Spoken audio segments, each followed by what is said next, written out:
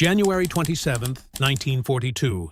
The skies above Rabaul trembled with sunlight. From the east, a formation of silver dots crawled across the horizon, slow, heavy, deliberate. To the Japanese pilots waiting above the clouds, they looked like easy prey. Inside their Zeros, laughter rippled through the radio. "Big fat birds," one said. "Too slow to live." But as they climbed to intercept, something strange happened. The bombers didn't scatter. They held formation, tight, disciplined, bristling with guns. Then, a spark, and the air turned to thunder. 50 caliber tracers tore through the sky, a wall of fire spinning from rotating turrets. One Zero burst apart mid-roll, another limped away, trailing smoke. The laughter stopped. That day, Japan's finest fighter pilots learned what it meant to face America's Sky Fortress. In the early months of 1942, the Empire of Japan stood at the height of its power. Its navy ruled the Pacific.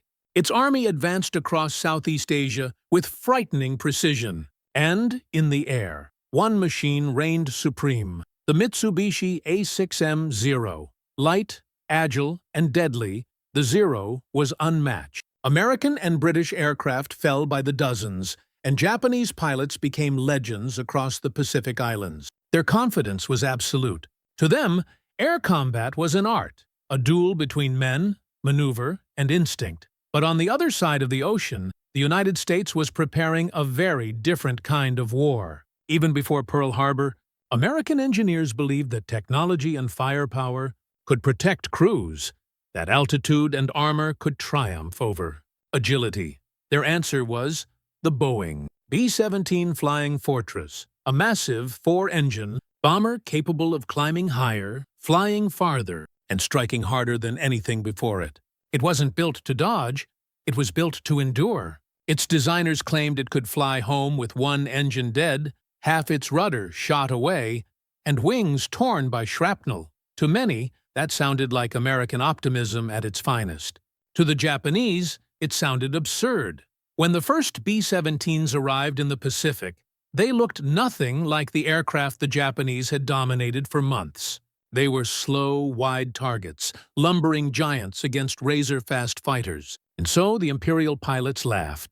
But what they didn't know, not yet, was that these bombers were more than just machines. They were flying fortresses in every sense of the word, built for a kind of war Japan had never faced before. By mid-1942, the war in the Pacific had shifted.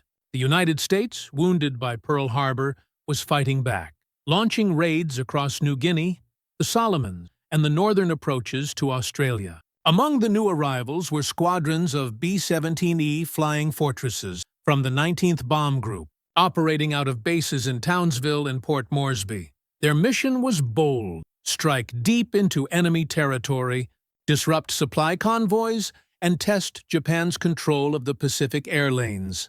But the environment was brutal: humid air, unpredictable winds, and long stretches of open sea. Every mission meant hours of exposure, often with little fighter escort. Japanese pilots first encountered the B-17s over Rabaul and Lae, vital outposts for Japan's expansion. Used to fragile Allied bombers like the B-18 or Hudson, the Zeros expected easy kills. They attacked in waves, diving from the sun, 20mm cannons blazing. What followed stunned them. The B-17s didn't break apart. Even after direct hits, the bombers held course, engines sputtering, wings smoking, but still climbing. Their defensive fire was unlike anything the Japanese had seen. Each fortress carried up to 13 heavy machine guns, positioned in every direction. Instead of single pilots defending their aircraft, there were 10 men working as one machine.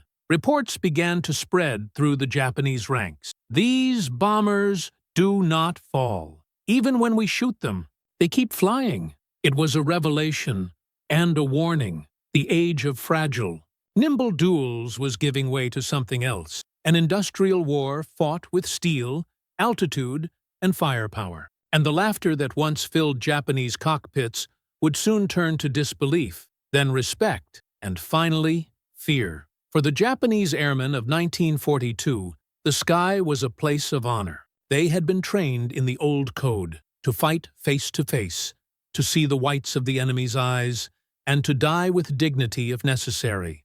Their aircraft, the A6M Zero, embodied that spirit. Light, elegant, responsive, a samurai's blade in the clouds. But when they met the B-17, they faced something that felt almost inhuman. There was no single opponent to duel, no pilot to outmaneuver. Instead, the fortress fought like a machine. Its gunners, hidden behind armored glass and rotating turrets, fired with cold coordination. Even if one crewman fell, another took his place. For many Japanese pilots, the experience was deeply unsettling. They watched as their bullets sparked harmlessly against aluminum hides, as the fortress held formation despite being torn open. Their courage was unshaken, but their understanding of war was changing. What they saw in the Pacific skies was not just an aircraft. It was the beginning of industrialized death, a flying factory of war that cared nothing for beauty or grace. The B-17 was a marvel of American engineering.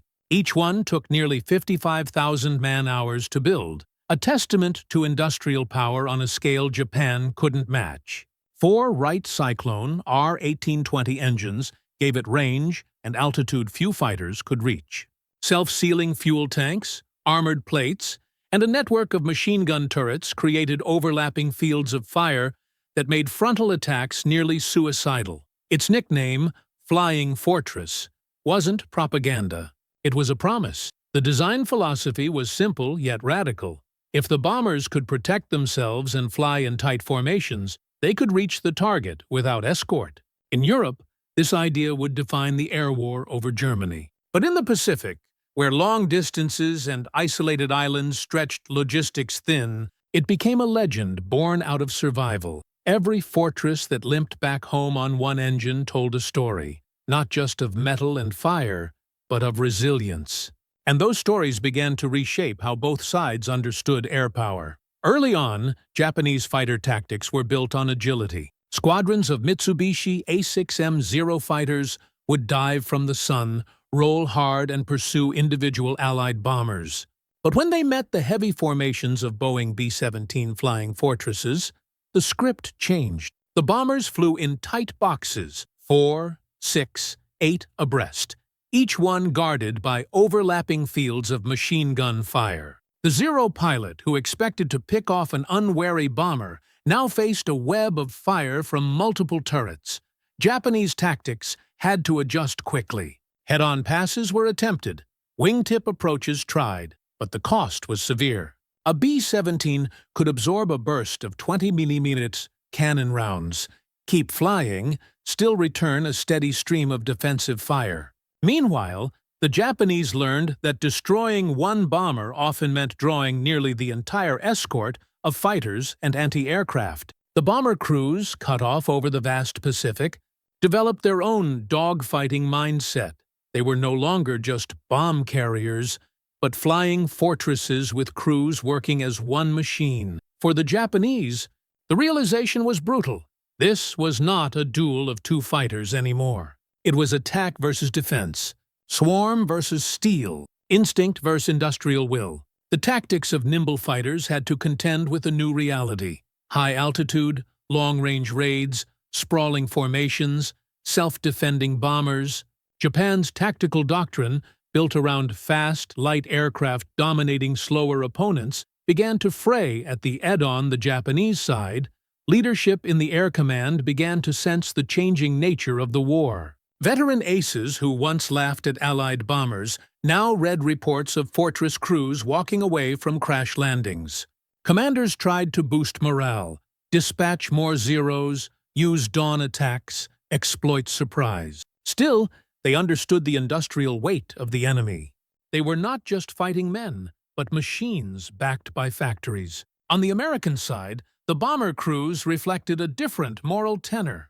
Less about individual heroism, more about endurance and the machine. They accepted casualties, trained for attrition, and trusted in a design that said, "We will bring you home." The moral dimension shifted from valor in the sky to survive October 23, 1942, Rabaul, New Britain. The tropical air shimmered above the sea as 11 B-17 flying fortresses of the 19th Bomb Group droned toward the harbor. Below them lay one of Japan's most fortified outposts, an anchor point for the Empire's southern advance. Radar operators at Lakunai Airfield caught the approaching formation early. Within minutes, sirens wailed. Dozens of Mitsubishi A6M Zeros roared to life, climbing in spirals of heat and smoke. Their mission was clear: destroy the bombers before they reached the target. At 24,000 feet, the fortresses flew in tight V-shaped formations, staggered, disciplined, precise. Each gunner scanned the endless blue, waiting for the silver glint of an attacker. Then they came. Zeros dived from the sun, sharp white trails slicing the sky. The first bursts of 20mm cannon fire tore into the lead bomber, shattering the nose plexiglass. But the fortress did not fall. Its top turret spun, and the sky erupted with 50-caliber thunder. Tracers stitched through the air like molten needles. One Zero exploded in a bloom of orange fire. Another spiraled downward, leaving a trail of black smoke that twisted like ink on water. Japanese pilots were stunned. They broke off, regrouped, and came again, this time head-on. The formation held. Bombs fell, striking fuel dumps and warehouses along Rabaul's docks. Flames licked the harbor, and explosions echoed across the bay. From above, the American crews watched their own bombers limping but alive, engines coughing, holes punched through wings, yet still airborne. Gunners helped wounded comrades, tightened belts around bleeding arms, and fired until their barrels glowed red. By the time the formation turned home, only 2 fortresses were lost. The Japanese had lost 12 aircraft, and something far greater: their belief that the fortress could be defeated by willpower alone. That day marked a shift in the Pacific sky, from confidence to caution, all of the crew and machine. In the days following the Rabaul raid, the Japanese Air Command convened urgent briefings. Pilots who had survived the encounter spoke quietly, shaken. They described a formation that fought back like a fortress, a single unit of mettle and discipline. Many had seen their comrades vanish in flashes of flame, without ever getting close enough to inflict real damage. Reports described the B-17's terrifying resilience. One bomber returned to base with more than 600 bullet holes, one engine gone, the tail nearly severed, and still it landed. The crew stepped out, dazed but alive. Mechanics stared at the wrecked fuselage in disbelief. It shouldn't have been flying, yet it had. The Japanese pilots, who once viewed themselves as the sky's undisputed masters, began to feel something unfamiliar: hesitation. Before each sortie, they now studied the bomber's formation diagrams, looking for weak points that barely existed. The concept of death before dishonor was tested against the brutal arithmetic of attrition. For every fortress downed, Japan might lose 3 or 4 of its precious Zeros, and, far more valuable, the seasoned men who flew them. Meanwhile, American morale soared. Stories of miraculous returns circulated across every Pacific base. Tales of aircraft landing with holes the size of fists, crews hauling wounded friends from the wreckage, and flags flying over the battered remains of machines that refused to die. The psychological tide had turned. The Sky Fortress was no longer a nickname, it was a symbol, a living myth of industrial defiance. Japanese engineers began experimenting with heavier cannon armaments and new climbing tactics. But the deeper problem could not be solved. Japan's aircraft industry simply couldn't mass-produce machines like the United States could. Each encounter with the B-17 revealed the widening technological gulf and the cost of underestimating a nation whose factories could build courage from steel. Doctrine, laughter that once echoed in cockpits had been replaced by silence. The sky above the Pacific had changed, forever. By early 1943, the myth of invincibility that once surrounded Japan's Zero fighters had begun to erode. The encounters with the B-17s were part of a larger, unmistakable pattern, one that exposed the limits of Japan's pre-war doctrine. In response, Japanese pilots began adopting new tactics: Head-on attacks were encouraged, striking before the fortress gunners could align their fields of fire. Some experimented with coordinated diving assaults from above and below, attempting to overwhelm the bombers' defensive arcs. But the results were grim. Even successful attacks often came at terrible cost. The more the Japanese adapted, the more the Americans refined. B-17 crews practiced defensive formations, improved turret synchronization, and coordinated overlapping gunfire. Soon, Lockheed P-38 Lightnings began escorting them, fast, high-altitude fighters that removed the last advantage the Zeros held. Each mission turned the Pacific sky into a duel of endurance. Japan, struggling to replace lost pilots and aircraft, could no longer match the pace of American production. Every fortress built represented not only a weapon, but a statement that America's industrial heart was now fully awake. By the time the B-29 superfortress arrived in 1944, capable of striking Tokyo itself, the era of Japan's aerial dominance was over. The laughter of the early war years was a memory, replaced by the roar of four-engine bombers that came day after day, unstoppable and relentless. The Sky Fortress had fulfilled its purpose, not just as a bomber, but as a turning point in the philosophy of air warfare itself. The battles that followed confirmed what Rabaul had foreshadowed. The Pacific was now a battlefield ruled by endurance, not elegance. For the Japanese, the implications were devastating. Each B-17 raid forced them to stretch their fuel, their pilots, and their already fragile supply lines. The Zero, once the pride of the Imperial Navy, was becoming outdated faster than Japan could adapt. Factories in Nagoya and Yokosuka worked day and night to produce new models, heavier, fighters like the Kai-61, Tony and J-2M Raiden. But resources were scarce.